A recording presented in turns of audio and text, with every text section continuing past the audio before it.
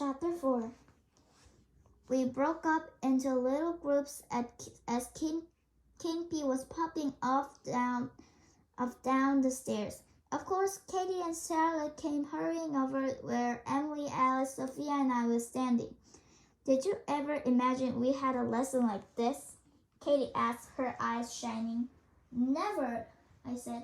I do so hope that little dragon will be okay. I'm glad of that, Perfecta said spitefully as she barged up beside us. Because it's all your fault, Scary Cat Daisy. If you hadn't frightened that dragon, he'd never had run away. That's right, Florine agreed. You'll probably be expelled when Queen Gloriana finds out. No, she wouldn't, Emily said. It wasn't her fault she slipped. I didn't slip, I began, and then I stopped. Emily had been right beside me when Florine tripped me, and she hadn't noticed. Who else would have? If I explained, it would just sound as if I was making up excuses. Don't worry, Daisy, Sophia said. Anyone with any sense could see it was an accident. I know she meant it kindly, but I began to feel really dreadful, especially when Charlotte said, "We'll tell everyone you didn't mean to scare him." Perfecta smiled her serious smile. We knew you were trying to scare him as soon you rushed at him, didn't we, Florine? Florine nodded, trying to pretend you were brave. Daisy is brave, Emily said.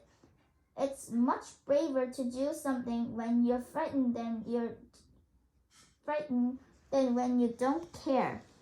That made me feel even worse, because I hadn't been frightened. I'd been angry with Perfecta. And then a totally awful thought hit me. What if Perfecta was right?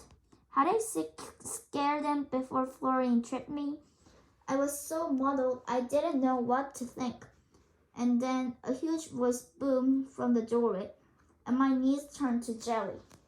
Could somebody tell me exactly what's been going on in this classroom? Fairy G was standing in the doorway, and she was so angry she'd grown up twice her usual size. And I put up my hand. As I put up my hand, I was more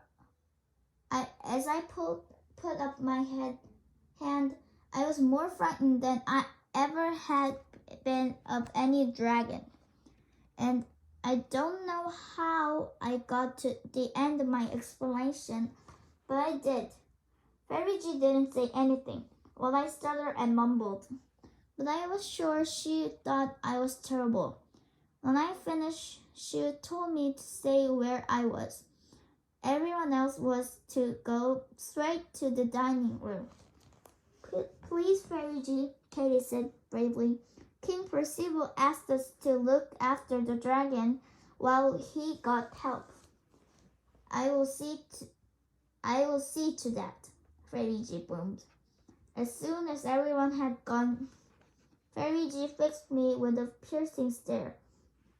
Now, Princess Daisy, I'm going to leave you here while I go and see if I can find a sack of coal for poor King Percival. He's tearing his whiskers out with worry about that bad little dragon. But he seems to think it'll come down soon enough if it gets something to eat.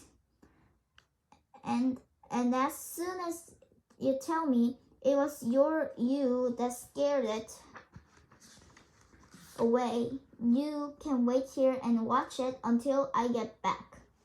I noticed Fairy G was more her normal size as she stamped off, and I wondered if I would ever get used to the way she grew and shrank.